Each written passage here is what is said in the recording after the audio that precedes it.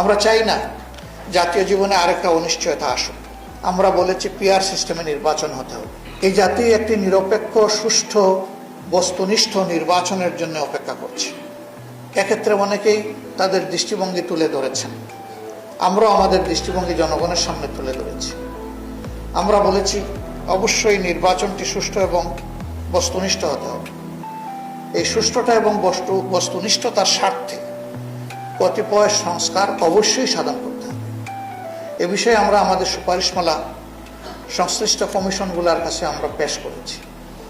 তারা আমাদের সাথে বসা শুরু করেছেন, আরও সিরিজ অফ মিটিং আমাদের সাথে তাদের হবে। এর মধ্য দিয়ে আমরা আশা করি আমাদের মতো অন্যান্য দলের সাথেও তারা বসছেন, একটা সুন্দর সমাধান এখান থেকে বের হয়ে আসবে। আমরা সকল দলের প্রতি আহ্বান জানাবো, রাজনীতি নিজের জন্য নয়, রাজনীতি দেশ এবং জনগণের জন্য।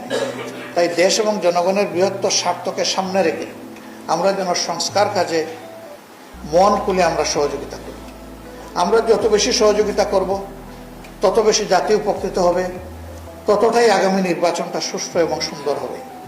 আর এখানে যদি সহযোগিতার কোনো ঘাটতি হয়, তাহলে সব কিছু চ্যালেঞ্জে পড়ে যাবে, অনিশ্চিত হয়ে যাবে। আমরা চাই না জাতীয় জীবনে আরেকটা অনিশ্চয়তা আসুক। ইতিমধ্যে আমরা এও বলেছি যে অবশ্যই পারপিট্রেটর যারা, অপরাধী যারা, তাদের বিচারটাও দৃশ্যমান হোক, জাতি এটা দেখতে চায়। এই স্বল্প সময়ে সব বিচার করা সম্ভব নয়, এটি আমরাও বুঝি, কিন্তু কিছু বিচার তো করতে হবে জাতির মনে আস্থা তৈরির জন্য। প্রধান যারা অপরাধী তাদেরকে বিচারের আওতায় এনে দৃশ্যমান কিছু জাতির সামনে অবশ্যই উপস্থাপন করতে হবে।